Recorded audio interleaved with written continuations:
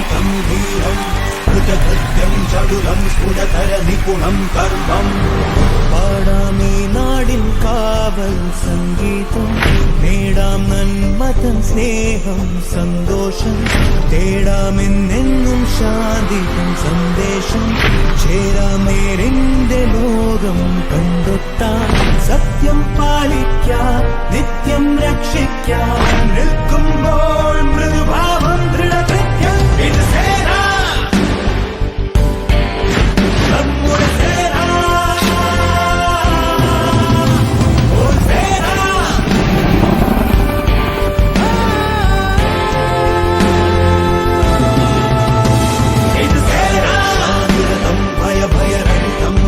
നമ്മുടെ സേന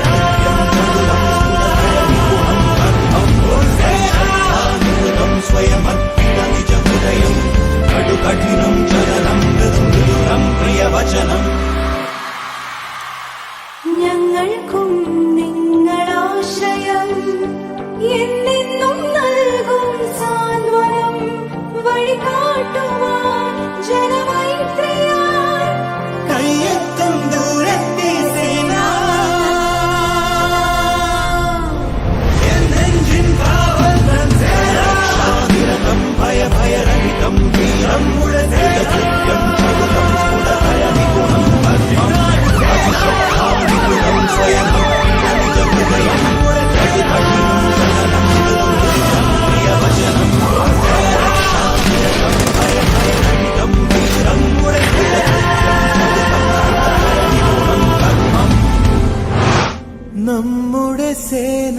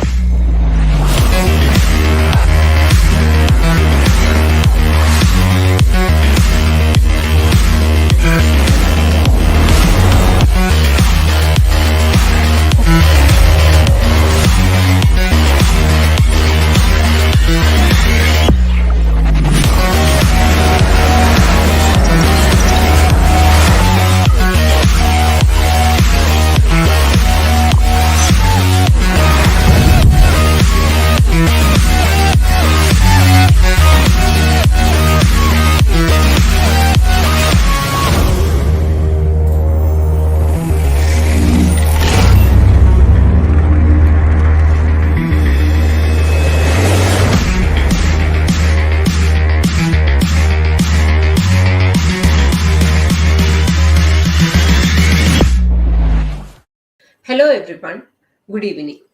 I welcome you all to this very special and proud day of Kerala Police and the entire state, Hac'KP Summit and Awards 2021. Myself Grishma, a member of the Hac'KP family. Hac'KP 2021 is the 5th edition of the International Hackathon organized by the Kerala Police. The theme of this year is Demystifying the Dark Web. We have received superb response from different parts of the world, and highly talented participants became part of Hac'KP 2021.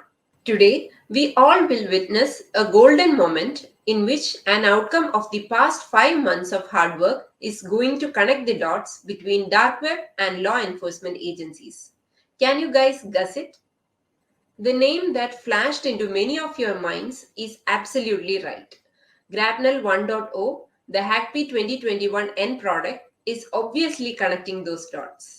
I understand you are very eager to know more about Grapnel, but I'm sorry, you have to wait for some more time.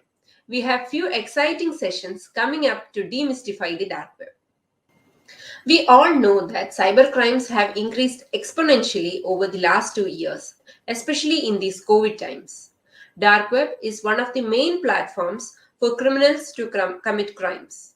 You know why? The primary goal of cybercriminals is to be anonymous or hide from law enforcement agencies' radar.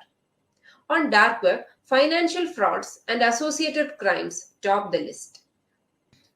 You might wonder why I am explaining these things. There is a reason for it. Our first session is on the topic financial threats in dark web communities, a very, very relevant topic for the day. We have Ms. Orel Pery, Cyber Threat Intelligence Lead at CyberProof, a USD company, as our speaker. She is connecting from Israel to the Hac'KP Summit and Awards 2021.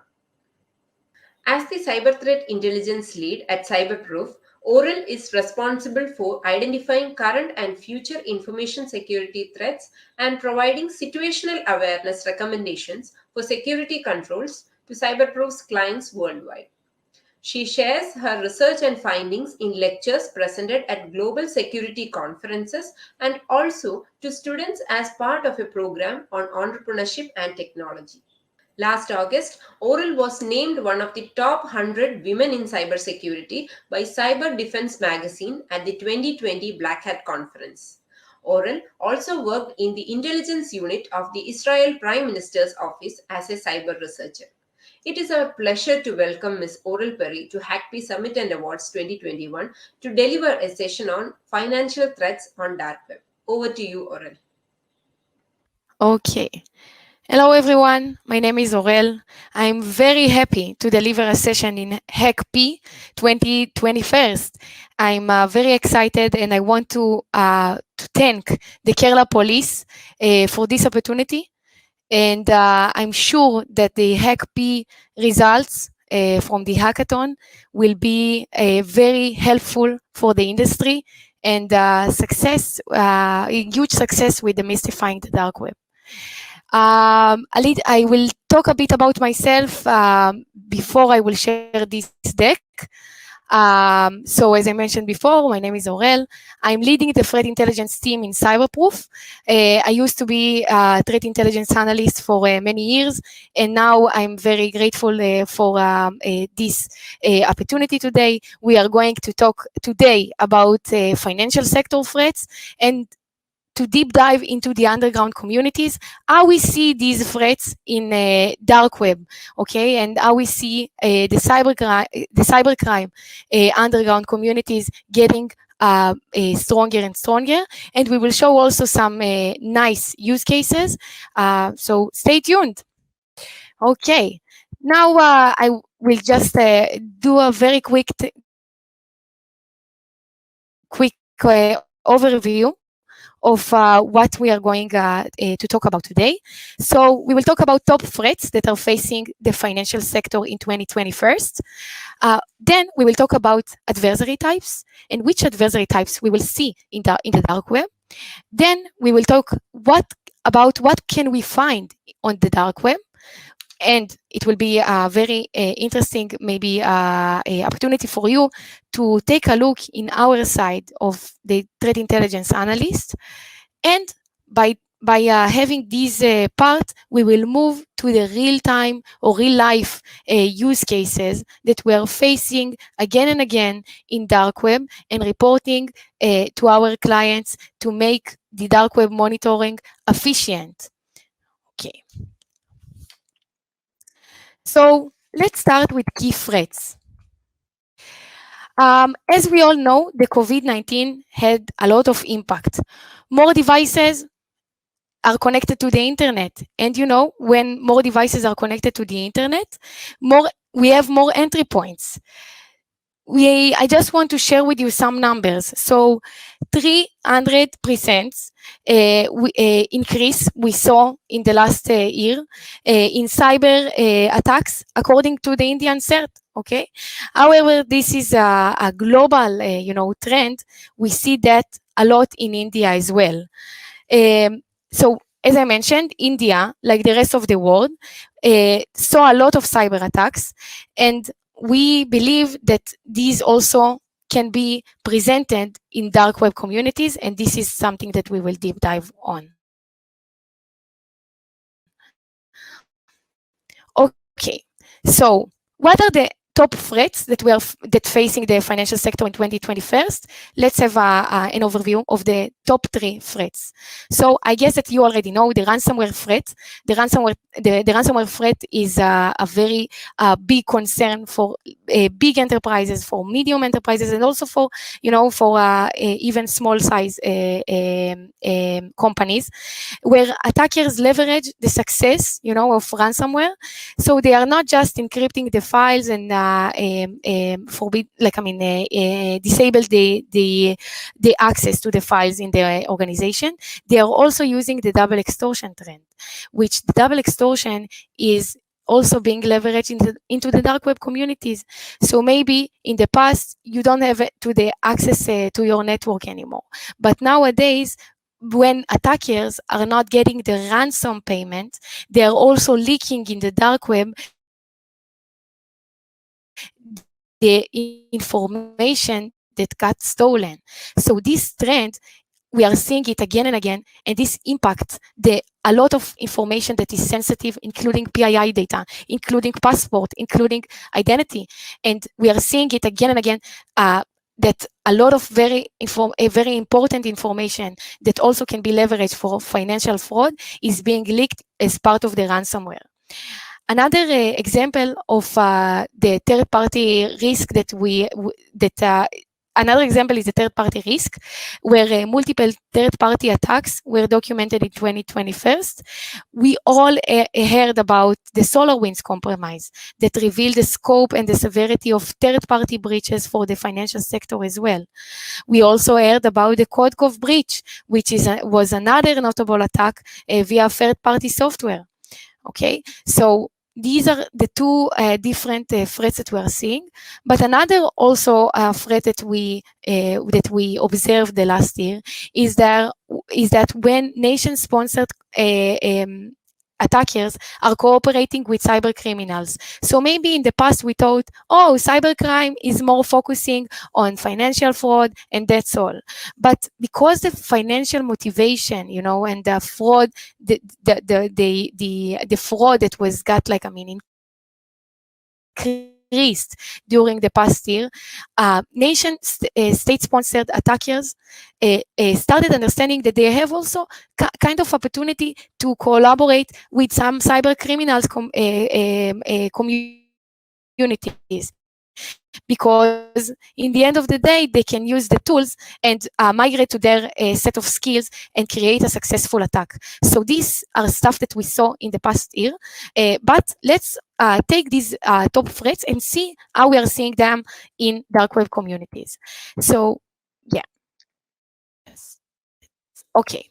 So another slide that we are having here is more focusing on the different risk that we are having with the leak of sensitive and financial data.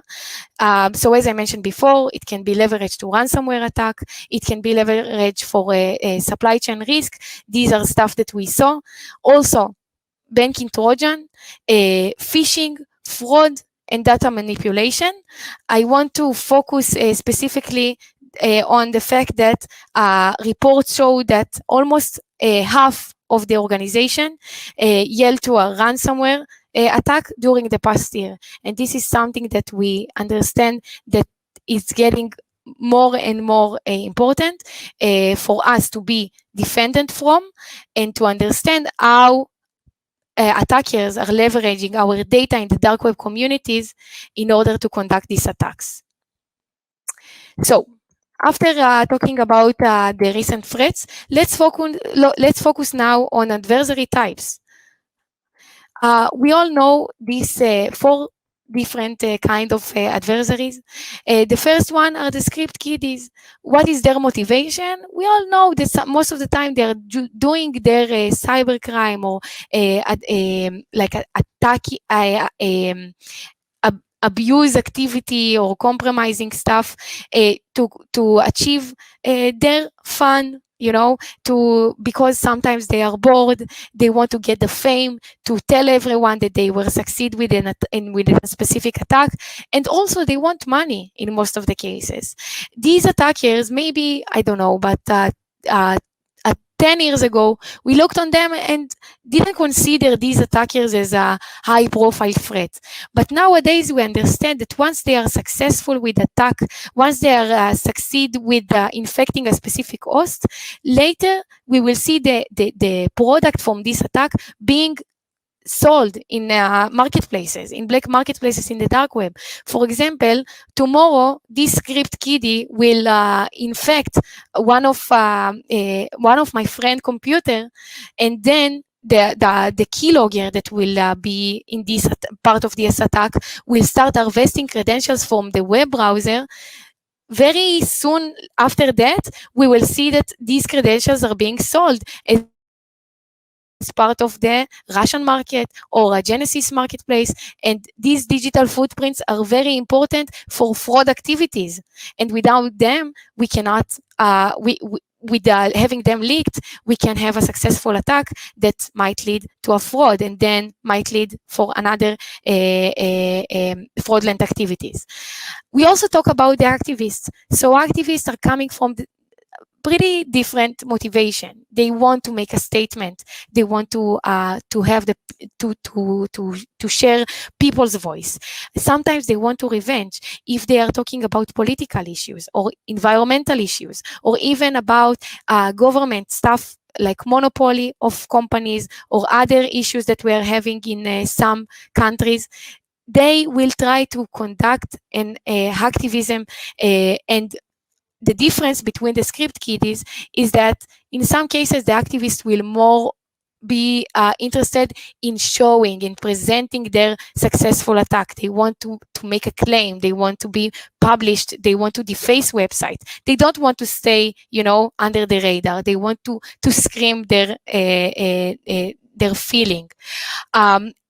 Okay, the other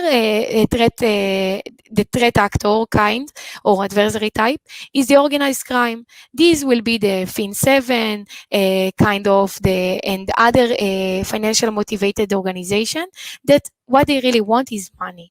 We are seeing nowadays that these organized crime are very important. They are also the ransomware gangs that we are seeing, okay? So they want to have money, power, and more money. And we will see them also in the dark web. So the common denominator between the three first threat actor types is that we can see them in their activity in the dark web, okay?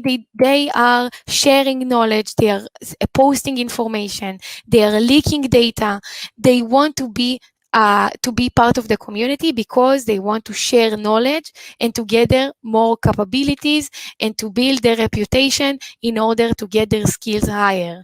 However, with the state-sponsored attackers, when they are coming from the motivation of the intelligence, the tracking, the terrorism, and sometimes also they want to protect themselves or to create a war, they will be more under the lights. Like, I mean, they will want to be not in the front, okay, because they don't want to be monitored.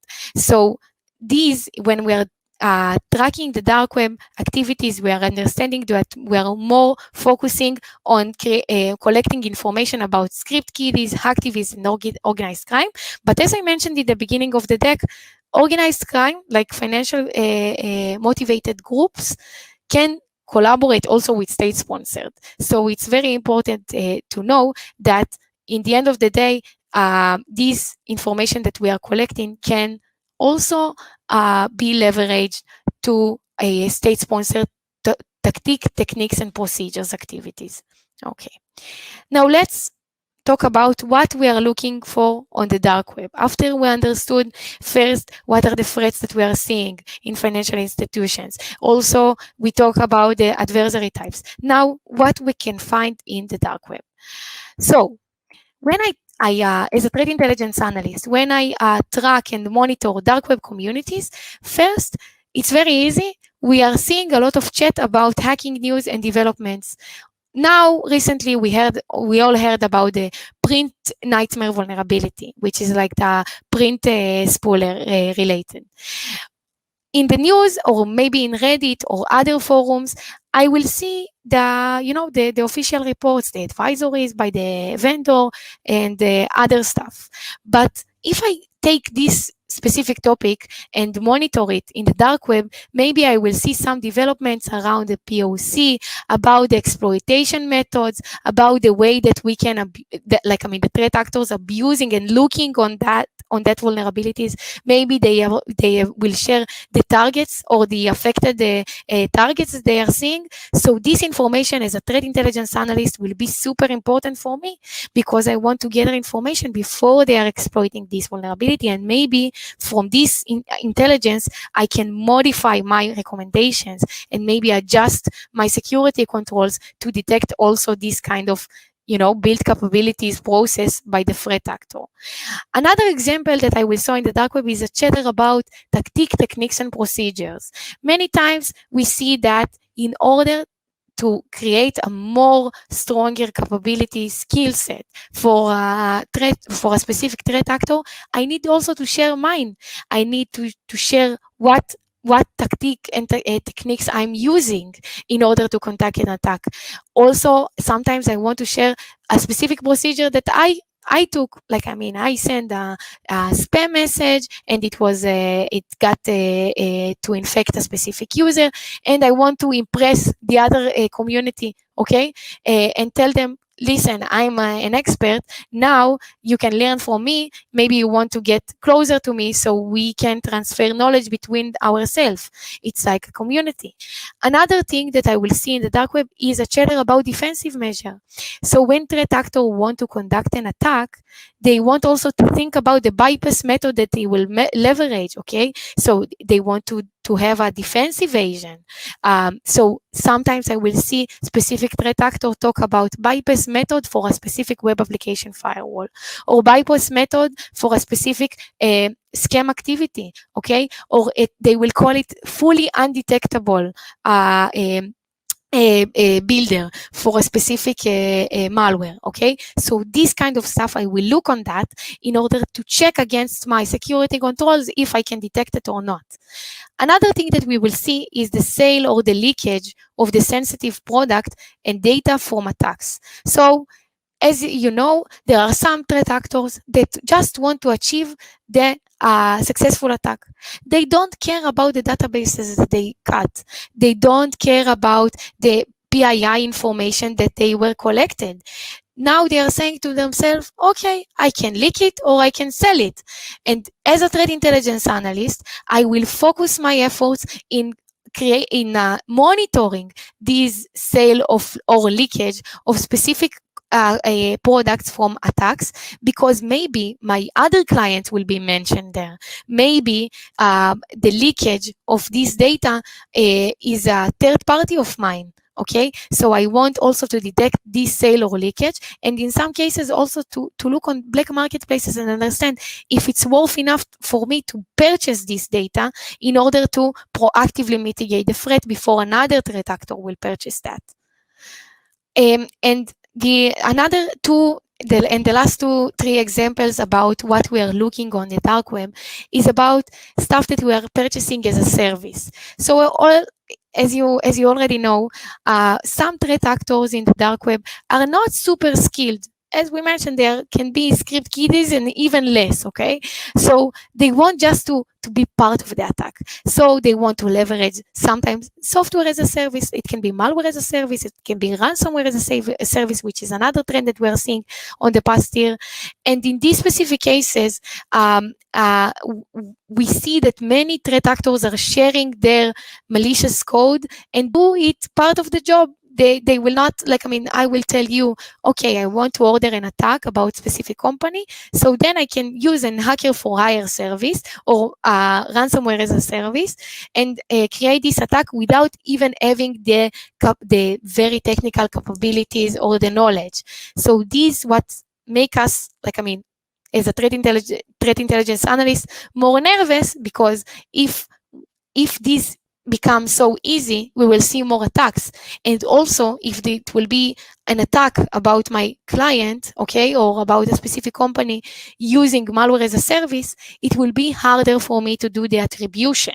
and I will be very it will be very challenging to see who was the real attacker behind. Okay, so after having this slide, we will move on to another slide, and now we will focus on specific use cases, real life examples that we are seeing as part of our job as threat intelligence analysts. We will start with the company, like sensitive company credentials that are offered for sale. So here in the right side, you can see a screen from a notable, it's maybe notorious, not notable, marketplace, Russian speakers marketplace in the dark web, that in order to get inside, you need to pay some money before to have a deposit, okay? And then you can see some information about infected hosts that now they are selling their digital footprints. So I will explain a bit deeper this specific scenario. So this specific scenario is talking about a client's fingerprints in underground forums and marketplaces, and what they really offer is that the password and the credentials for different web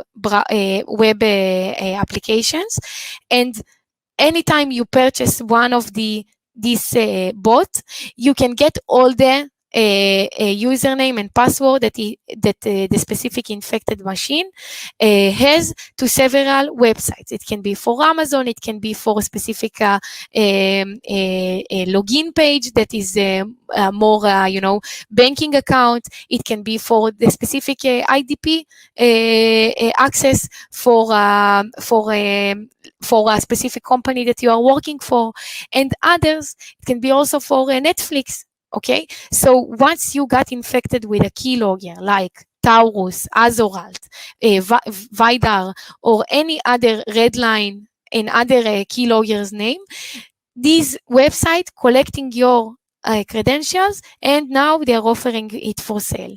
In this example, you see that one of the hosts that was infected and now his credentials being offered for sale is British, and the others are Indian, but they have much, much more. I can tell you that we saw by our collection, we saw almost 3,000 posts that offer fingerprints from India just throughout August.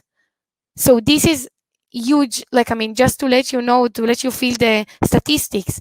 We also deep dive in this finding and found that 530 specifically credentials were offered from Kerala specifically. Okay, and not only that, I can tell you that also we checked and found that there are more than 11,000 posts that include domains that are being offered for sale from the gov.in TLD. So it means that we have a lot of challenge here. We are not detecting our keyloggers, and now when our computers are infected or compromised with these keyloggers, the attacker are collecting our credentials and can utilize it to conduct another attack, to get our to do some identity theft activities, to do fraud activities. And the potential impact is that any malicious buyer which purchased this stuff, as you can see, the price is not too high. It's $11, it's $9, it can be even lower, and you purchase it, and then the attacker gain initial access to sensitive resources and networks, and can also steal sensitive information or deploy malware payloads. So this is the potential impact. As a threat intelligence analyst, I will try to chase after this selling in the dark web. Sometimes I will purchase these bots for my clients in case that I see that this is an internal domain, okay, that someone selling access for Active Directory subdomain for a specific company that I monitor. I will prefer to purchase it before another threat actor will purchase it.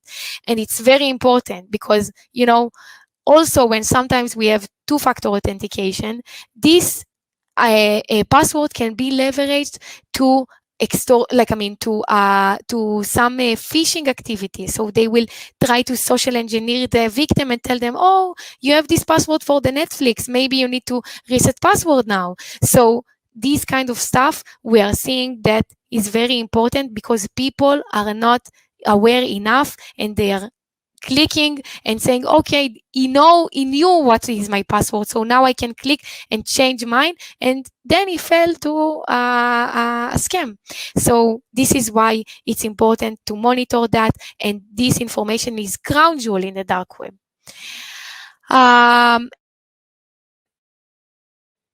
Let's move on to the next scenario. Okay, here you can see that we have some clients' credit cards that are offered for sale. So the potential impact, as you can understand, is identity theft and reputational damage. If I am, as a card issuer, see that I have a lot of information, a lot of a listing of my specific credit cards being in the dark web, I will see later that many of my clients will raise the flag and say, hey, I see again and again that I need to reset my credit card or order another credit card. I don't believe in you anymore because I see a lot of fraud. And in the other hand, the card issuer or the bank will say, oh, I need to refund them because it's a leak of it's a fraud activities. So I'm taking the responsibility.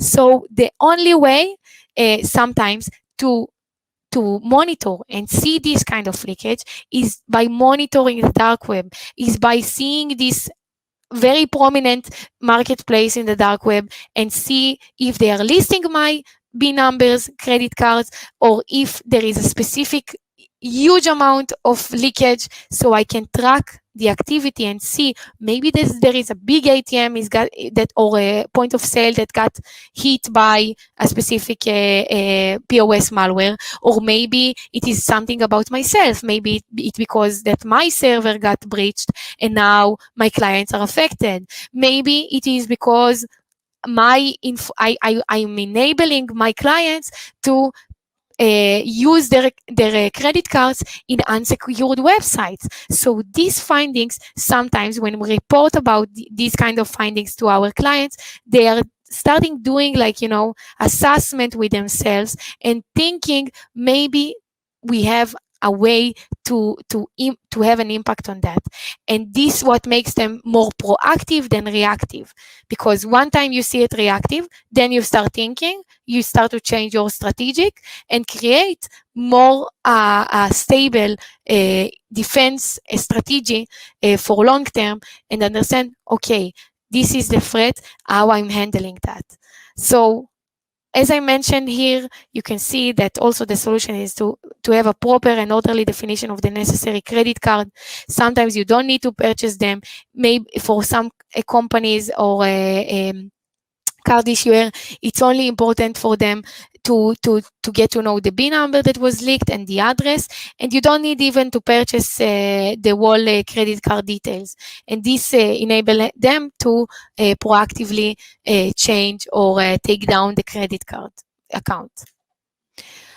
Another example that we're having here is that personal information of clients, VIPs, very important people, being offered for sale.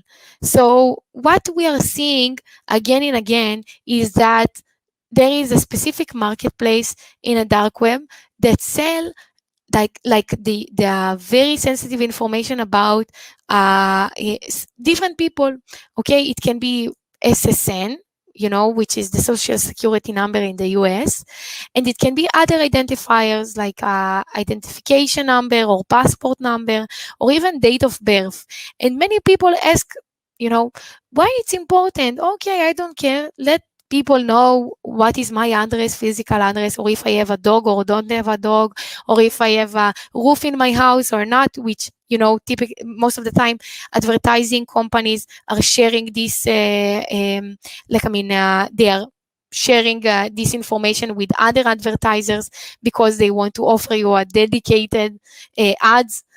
So this information is already being collected about all of us. Okay, we are adding and we are sharing our personal identifiers everywhere because we want to get a more comfortable way to get our services, because we want to get alert about specific coupons or any other discounts, and we are sharing this data. Okay, but there are black marketplaces that look on this data and they understand that if they will index this data, okay, and will gather more and more information, maybe some of them because of their even doing hacking activities against one of the most some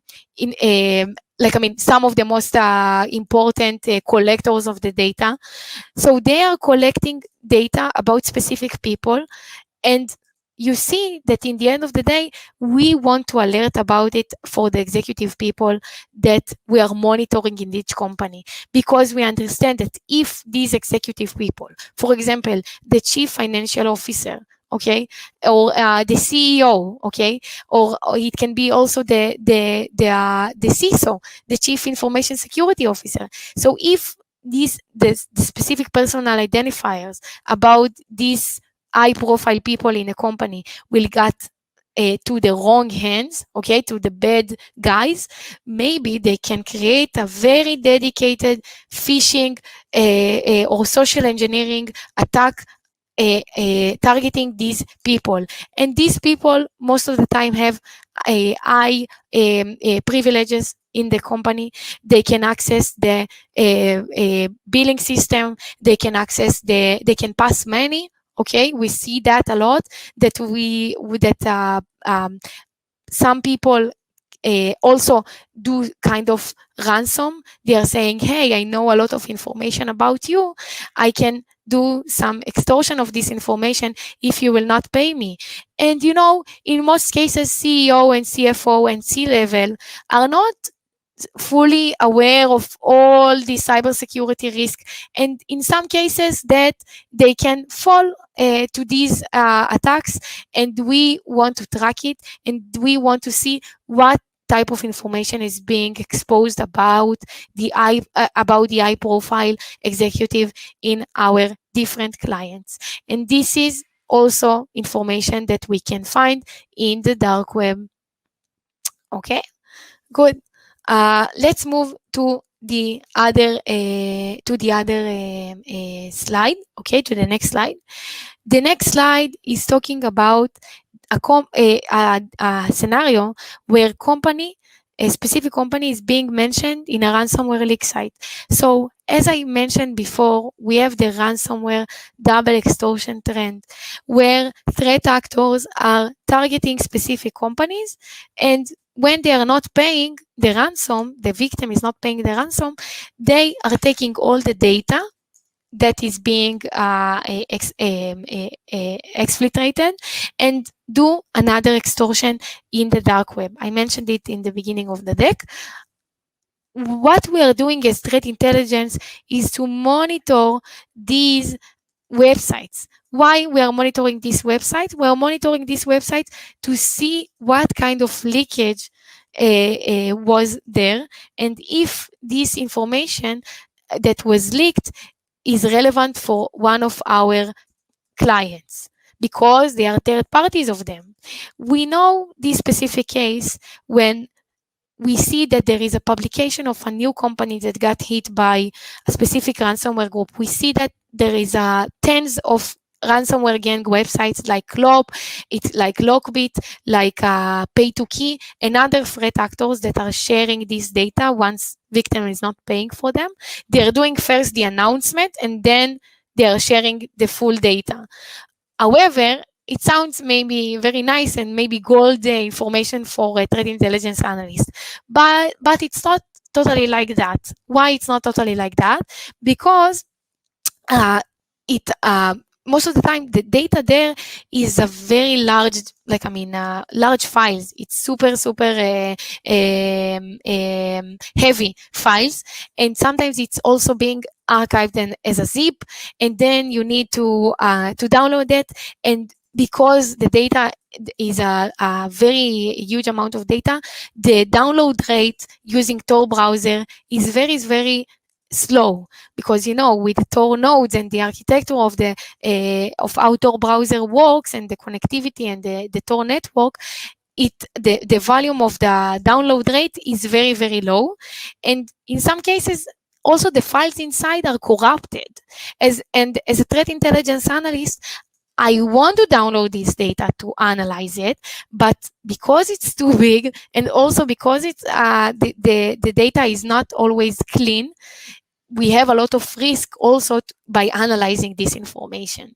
So it's very important to know how to use these dark web websites in a secured way, not in our corporate network, in a very isolated network, because we don't know, maybe the attacker ingested some, malicious code inside one of the files. Maybe it's a honeypot for us, okay, to infect us.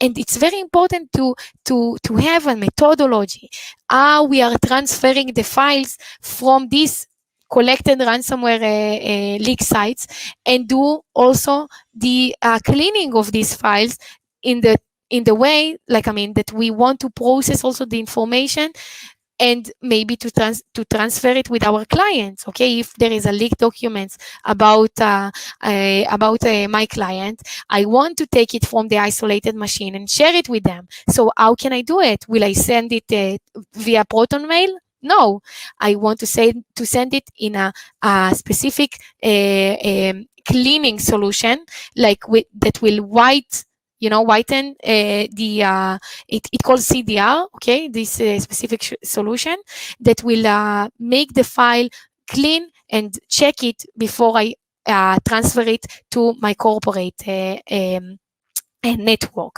So this is very important guidelines for handling with the dark web information. For sure, again, I will use VPN, I will use also avatars, I will never tell my real identity inside, and it's important for me always to make sure that I'm not connected to the corporate network.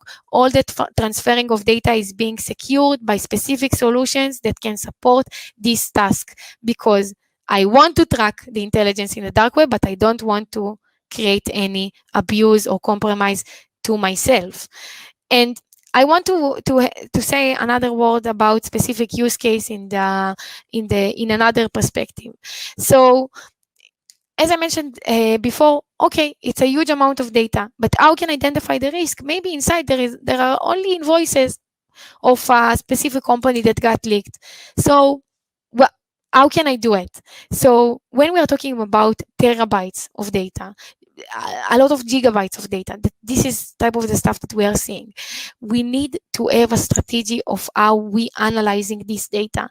We need to maybe use some big data tools, which also they are sometimes very expensive licenses, but we need to know that there are some tools that we need to use, and we will not just manual open each and every file there. We need to index the data and check, also think with ourselves, what are the keywords or what are the domain of interest in this big amount of leakage, okay? And then I can search and I can query the data that I collected in an efficient way. So these methodologies are super important. I'm scraping the data, I'm maybe taking it out as a threat intelligence analyst, I documenting the data, I index the data, and I query what is important for me. If there are specific company, or if it's the VIP name that I want to see in the leak, or if it's a top secret project that I have in my company, these are the stuff that I'm looking in, and I will not go, file by file. There are technologies that can support these specific scenarios. I want to tell you that we are seeing a huge increase in this specific trend, and I think that this is something that we as a people that really care about the world and about making this a safer place. I first want want to thank you about participating in this hackathon because it is super important. And as by seeing these threats from day to day, I understand that we need to take action. We need to chase after the bad guys. We need to be better than them. We need to monitor these sites. We need to get higher visibility in these threats. And it's I think that what we are seeing today, when the COVID and the social distance, and people are more alone, so they are less care about others. And the fact that you are still doing that and we are still taking care about the society, it's super important.